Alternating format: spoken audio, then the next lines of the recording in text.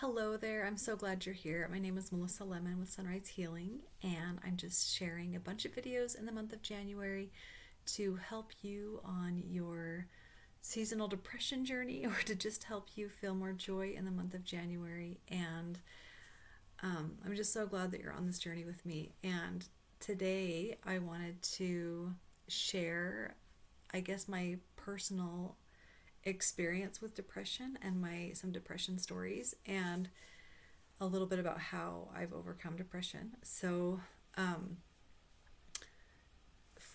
first of all, I guess I want to start off by saying that I don't think that I'm naturally a depressed person. That probably sounds weird, but I think depression is more comes more naturally to some people, or maybe is more maybe a born with kind of thing. Maybe that's not the right word, born with. Um, Maybe just part of their experience more than me. So depression didn't um, come into my experience until I was an adult. Not that I hadn't ever felt depressed, but it's different. Depression, seasonal depression, it's different than feeling depressed once in a while, which is that had been my experience um, for a lot of my life, was just the occasional, I was familiar with that emotion, but I had never really experienced depression until I was in my 30s. And I remember very clearly um, what happened and when it happened, and how life kind of just became more than I could handle. And that actually had a lot to do with my anxiety. So, like I said, I wasn't really a depressed person, but I was a very anxious person. And I have had a lot of anxiety throughout my entire life, starting when I was a child, starting about the time I went to school, I think. And social anxiety, performance anxiety, generalized anxiety, panic disorder, PTSD, just to name a few of the things that I deal with, anxiety. And so, I think it was only a matter of time before it just piled up so high that it was going to knock me out. And depression and anxiety are very closely related.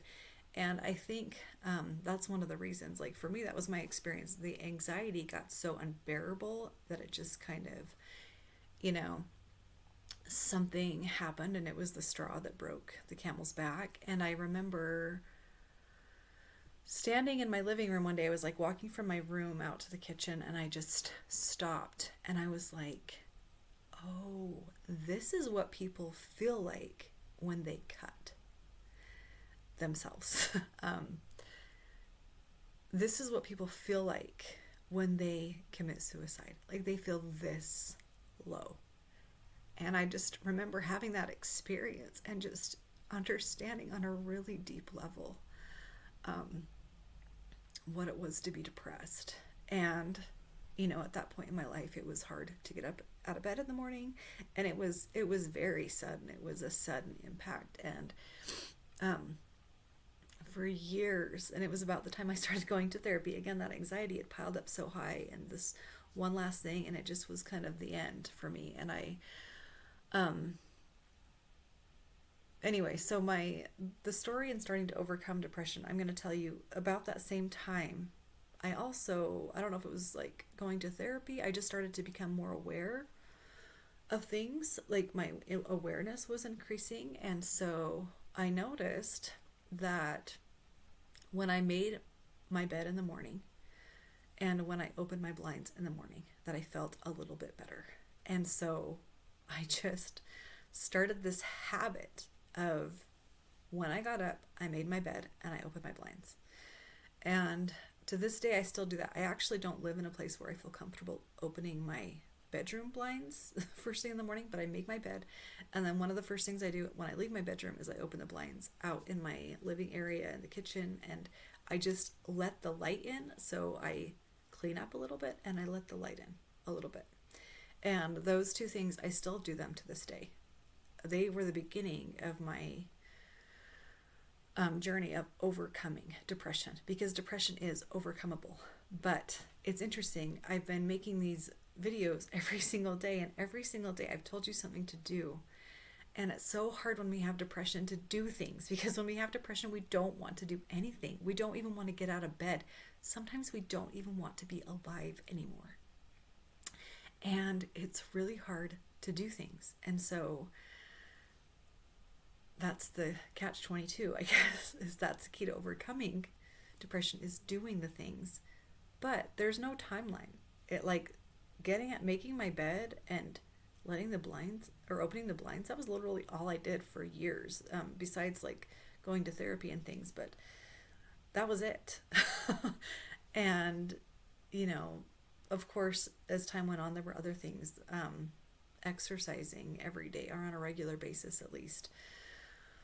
There are a lot of things, but it takes time to overcome depression. It is not like we did this thing in January and, I did something every day and all of a sudden I'm over my depression. That's not how it works, but we just keep going. And so I'm going to share another story with you. So I got to a place where I was doing pretty good after this, the straw that broke my back.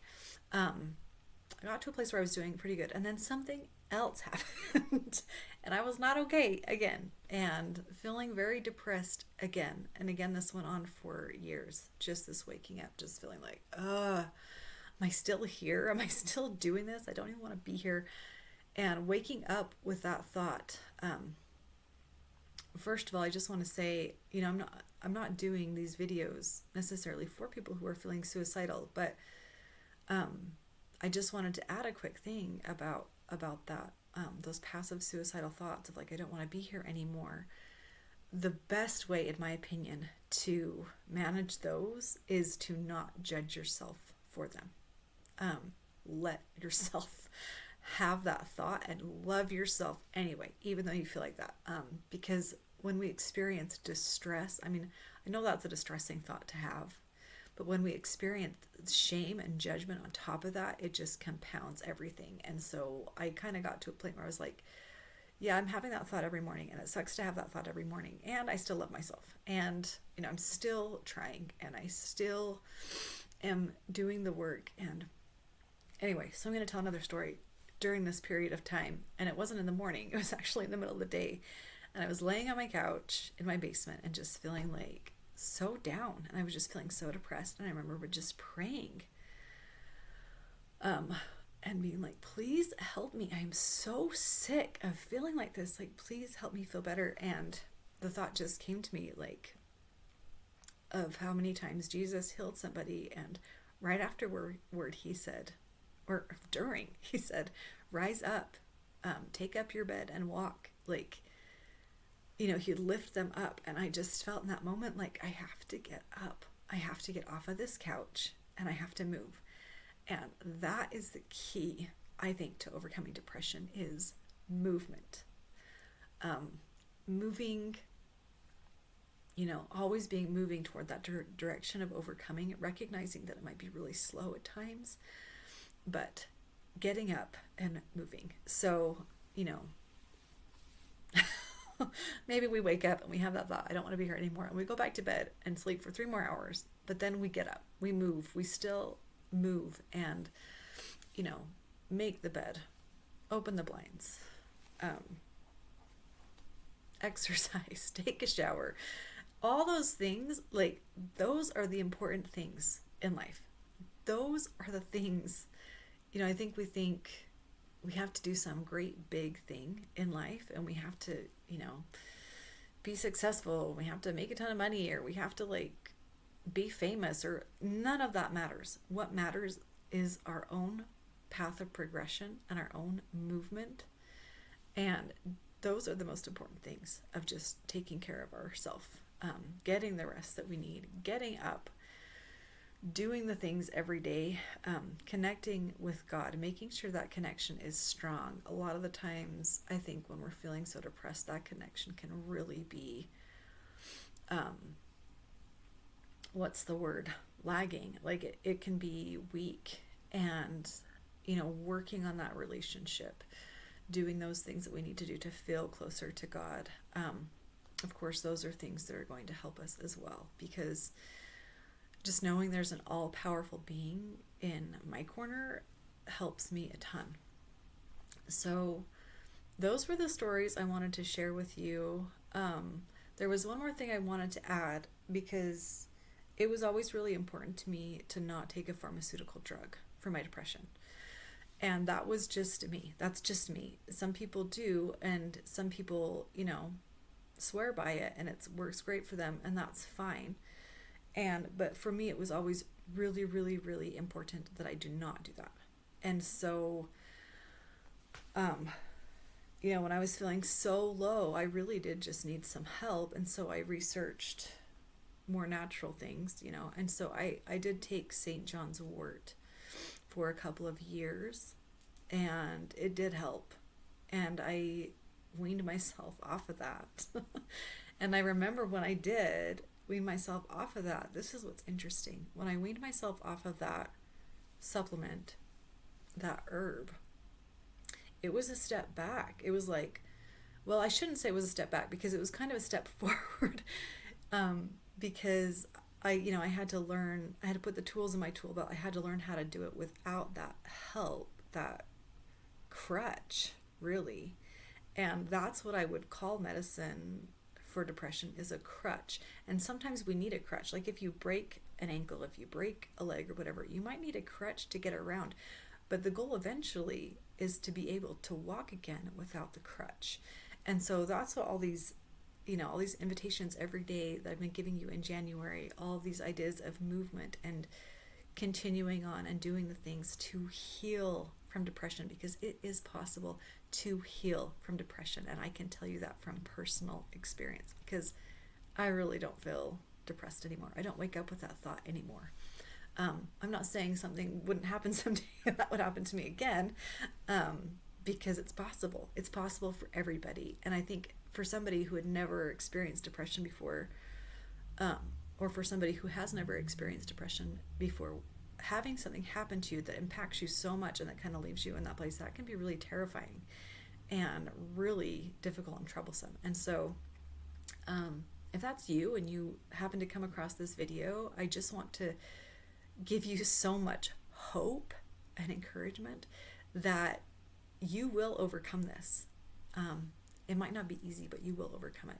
And I also just want to send a message to anybody who might be feeling suicidal, or having passive suicidal thoughts.